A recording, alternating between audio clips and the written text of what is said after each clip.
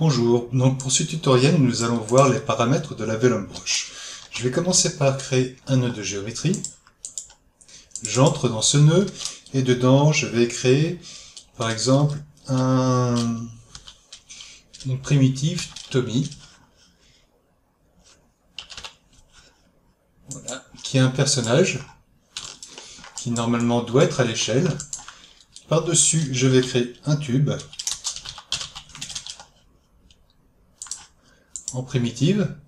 Ce tube est beaucoup trop grand, j'affiche mon Tommy, mon tube, je vais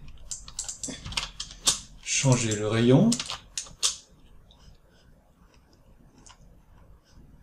le passer en polygone,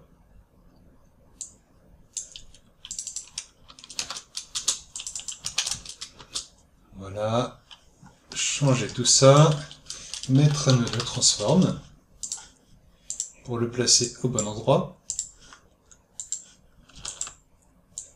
Je remonte, je vérifie qu'il n'y a pas de collision, pas d'intersection.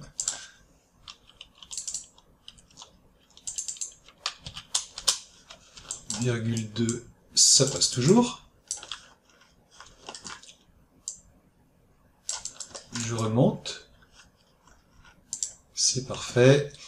Un nœud de remesh pour qu'il ait une définition, enfin un maillage beaucoup plus aléatoire.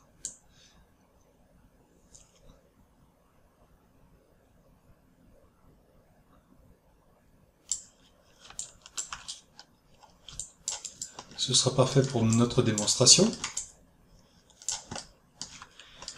Maintenant, un autre groupe.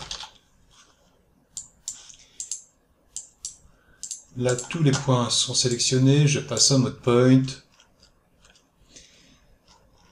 J'enlève tous les points, toutes les présélections par défaut. Je vais mettre une sélection par bon ingrédient. Pour ne sélectionner que les points du haut. Ce groupe, je vais l'appeler pin, comme un pin group. Après, je rajoute un vellum close.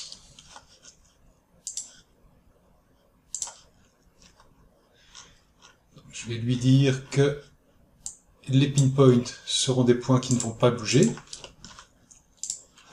Et si je rajoute un vellum solver,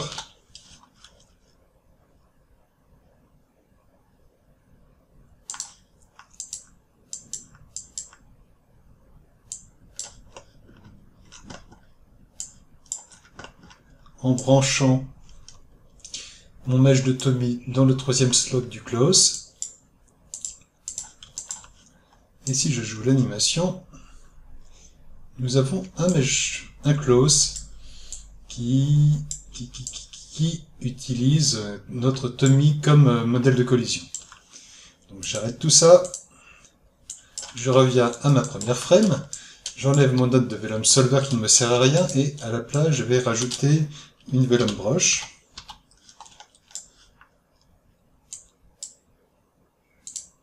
Qui aura le même effet.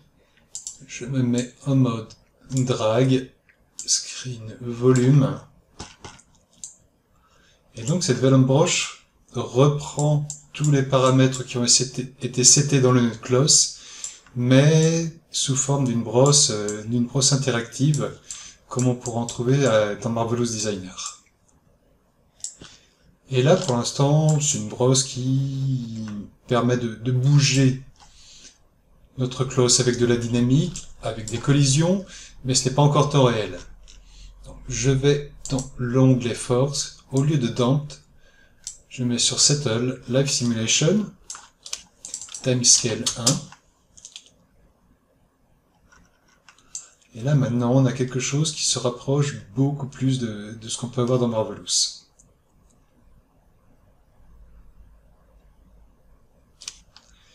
Et pour arrêter la simulation, j'appuie sur Escape.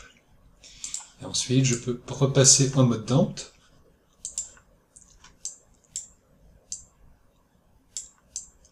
Et continuer à tweaker mon close.